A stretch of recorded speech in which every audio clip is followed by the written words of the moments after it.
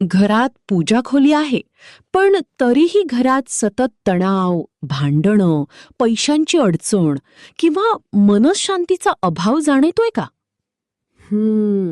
तर कदाचित समस्या तुमच्या नशिबात नाही, तर पूजा घराच्या चुकीच्या वास्तूमध्ये असू शकते. अरे, प्रत्येक घरात पूजा खोलीचे खूप महत्त्व असते. कारण ती एक पवित्र जागा असते जिथे तुम्ही प्रार्थना करण्यासाठी, ध्यान करण्यासाठी आणि दैवी शक्तीशी जोडण्यासाठी जाता. वास्तूनुसार तुमच्या मंदिराची जागा आणि रचना तुमच्या घरातील ऊर्जेच्या प्रवाहावर जोरदार परिणाम करते. म्हणून जेव्हा तुमच्या घरातील पूजा खोली वास्तुतत्वांशी सुसंगत असते, तेव्हा ती घरात आध्यात्मिक सुसंवादाची भावना निर्माण करते. आजच्या या व्हिडिओमध्ये आम्ही पूजा खोलीसाठी काही सर्वात व्यावहारिक आणि नवशिक्यांसाठी अनुकूल वास्तू टिप्स पाहणार आहोत. त्यामुळे हा व्हिडिओ शेवटपर्यंत नक्की बघा, कारण शेवटी मी सांगणार आहे एक असा छोटासा उपाय जो घरातील सकारात्मक ऊर्जा वाढवण्यासाठी खूप प्रभावी मानला जातो. भगवान श्री चरणी.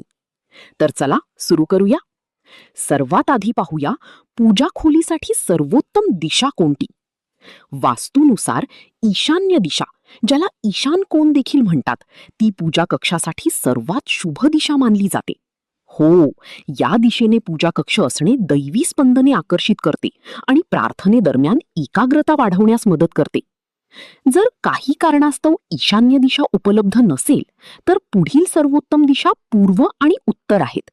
या दोन्ही दिशा नैसर्गिक प्रकाश आणि सकारात्मक ऊर्जेला आमंत्रित करतात, ज्यामुळे त्यांना योग्य पर्याय बनतात. पण इथे एक मोठी चूक अनेक लोक करतात. हो, वास्तुतज्ञ पूजा कक्ष दक्षिण, नैऋत्य दिशेला न ठेवण्याचा सल्ला देतात. याशिवाय एखाद्याचा पूजा कक्ष पायऱ्यांच्या खाली किंवा बाथरूमच्या अगदी शेजारी नसावा. या जागा जागेच्या आध्यात्मिक ऊर्जेमध्ये व्यत्यय आणू शकतात.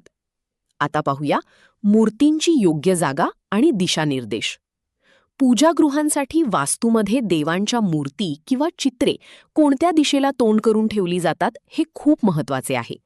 मूर्ती पूर्वेकडे किंवा पश्चिमेकडे तोंड करून ठेवाव्यात. प्रार्थना करताना पूर्वेकडे तोंड करून ठेवावे, कारण ती ज्ञानप्राप्तीची दिशा मानली जाते. कधीही दक्षिणेकडे तोंड करून मूर्ती ठेवू नका. देवतांना थेट जमिनीवर ठेवू नका. स्वच्छ, उंच व्यासपीठ किंवा लाकडी पाया वापरा. आणखी काही महत्त्वाचे नियम लक्षात ठेवा. भिंतीपासून मूर्तीपर्यंत किमान 1 ते 2 इंच अंतर ठेवा, जेणेकरून हवा आत येऊ शकेल. मंदिरात कधीही जास्त मूर्तींची गर्दी करू नका. आणि सर्वात महत्त्वाचं म्हणजे तुटलेल्या, चिरलेल्या किंवा खराब झालेल्या मूर्ती तुमच्या पूजागृहात ठेवू नका. असे केल्याने नकारात्मक ऊर्जा निर्माण होऊ शकते असे मानले जाते. आता पुढे पाहूया पूजा खोलीचा योग्य लेआउट आणि डिझाईन. वास्तूनुसार पूजा खोलीचा आकार देखील खूप महत्त्वाचा असतो. पूजा खोली चौकोनी किंवा आयताकृती असावी. हे आकार संतुलन आणि स्थिरता दर्शवितात. अनियमित आकार किंवा त्रिकोणी जागा टाळा. शक्य असल्यास थोडी उंच छत ठेवा. अनेक घरे पवित्र वातावरण निर्माण करण्यासाठी मंदिराच्या वर एक लहान घुमट किंवा गोपुरम डिझाईन वापरतात. जर तुमच्या पूजा खोलीला दरवाजा असेल, तर तो आतल्या बाजूने उघडू द्या. आणखी एक महत्त्वाची गोष्ट, घराच्या मुख्य दरवाजासमोर पूजा खोलीची व्यवस्था ठेवू नका. आता प्रश्न येतो, पूजा साहित्य कुठे ठेवावे. अगरबत्ती, दिव्याचे तेल, पवित्र पुस्तके, घंटा इत्यादी पूजा आवश्यक वस्तू पूजा खोलीच्या दक्षिण किंवा पश्चिम दिशेला ठेवा. ही जागा साठवणुकीसाठी चांगली आहेत आणि उत्तर आणि पूर्वेकडून येणाऱ्या प्रकाशाच्या प्रवाहात अडथळा आणत नाहीत. आता पाहूया पूजा खोलीसाठी सर्वात शुभ रंग कोणते. रंग ऊर्जा, मनस्थिती आणि एकाग्रतेवर परिणाम करतात.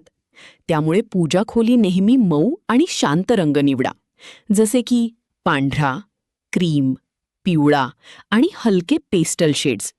हे रंग जागेला शांत आणि उज्ज्वल बनवतात. पण काळा, नेव्ही ब्लू किंवा गडद लाल असे गडद रंग टाळा, कारण ते जडपणा निर्माण करतात.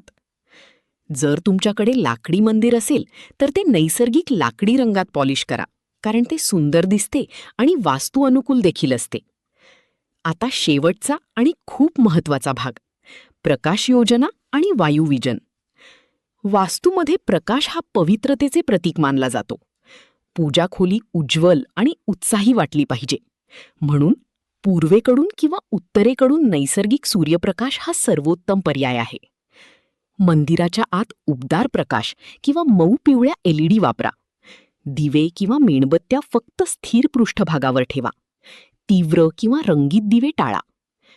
तसेच तुमच्या पूजा खोलीत योग्यरित्या वायुविजन असल्याची खात्री करा, कारण वायुविजन जागा ताजी ठेवते आणि धूप किंवा दिव्यातून येणारी उष्णता आणि धूर बाहेर काढण्यास मदत करते.